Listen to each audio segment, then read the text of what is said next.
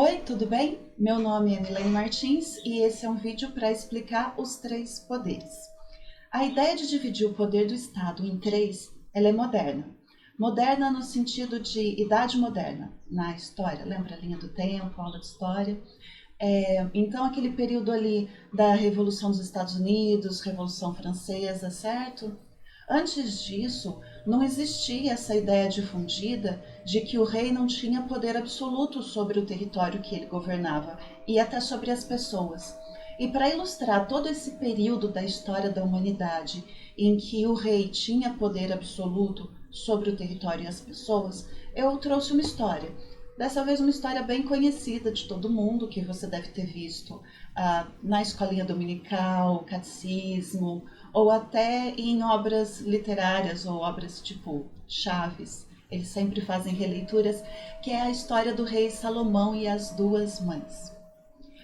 Então, no livro de Reis, a gente aprende a história de quando o rei Salomão recebeu duas mulheres que afirmavam ser mães da mesma criança. Elas moravam na mesma casa, tiveram um bebê praticamente no mesmo dia. Um dos bebês morreu e o outro não.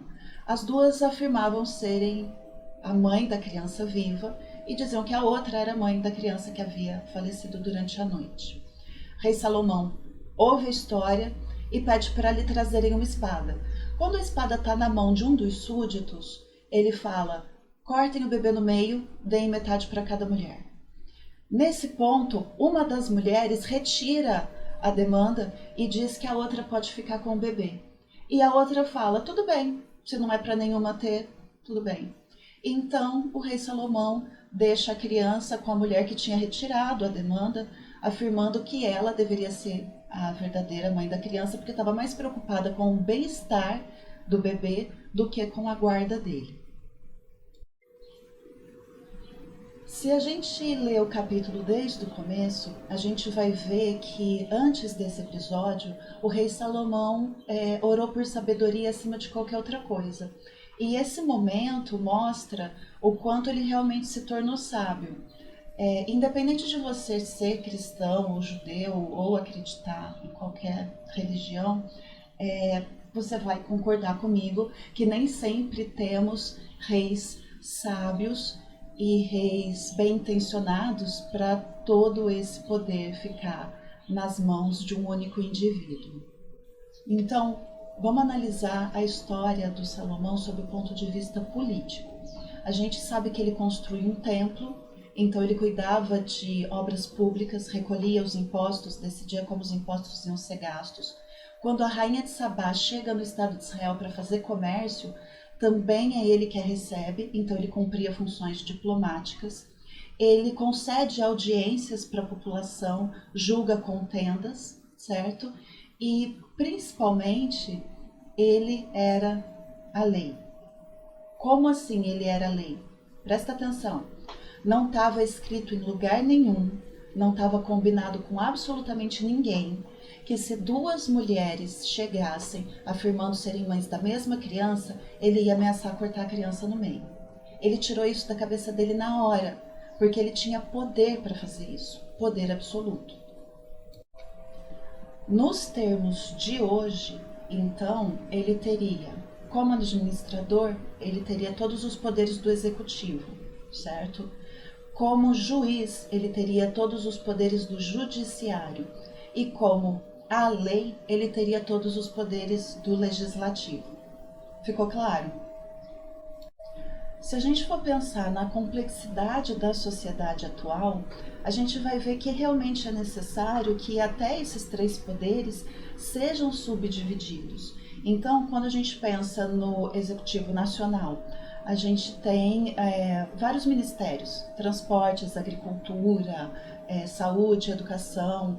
Quando a gente pensa no judiciário no Brasil, ele vai ser subdividido em STE, que é o Supremo Tribunal Eleitoral, TST, que é o Tribunal Superior do Trabalho, e o TSM, que é o Tribunal Superior Militar.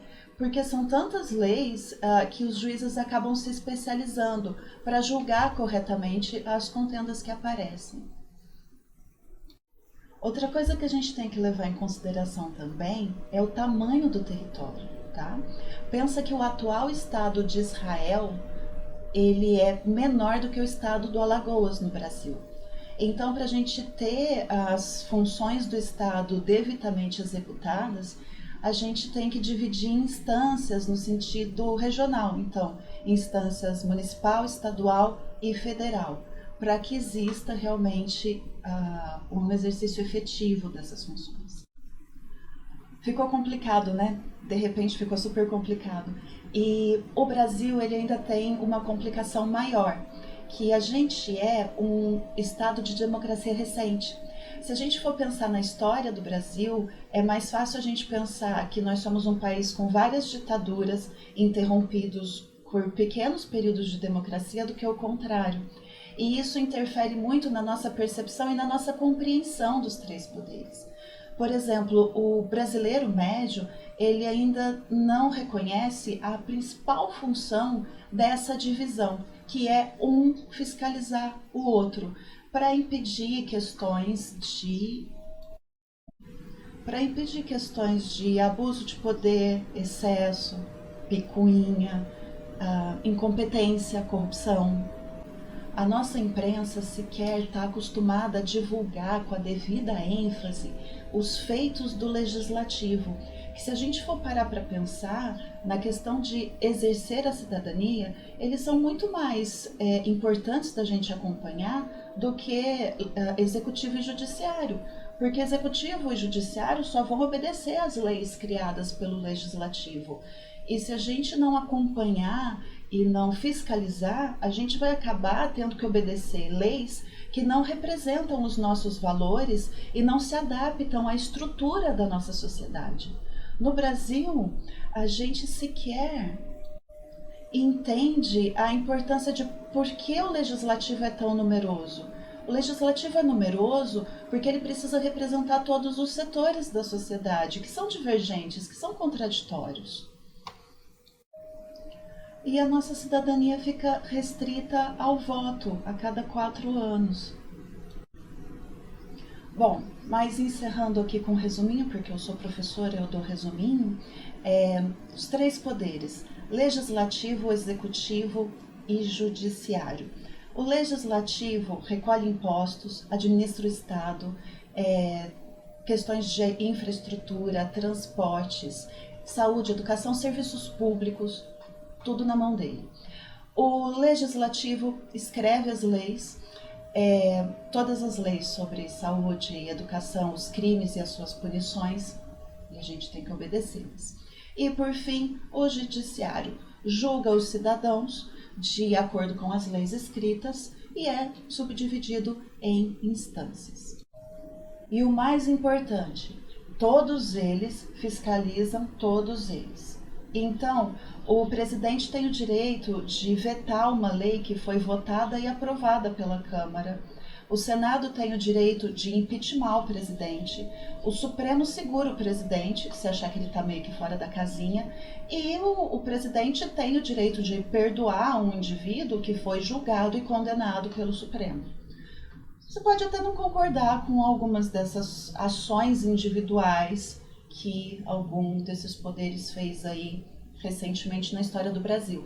Mas esse é o melhor modelo que a humanidade conseguiu até agora para evitar aí outro Henrique VIII, Luís XIV da vida, né? Bom, é isso. Obrigado pela atenção e até o próximo vídeo.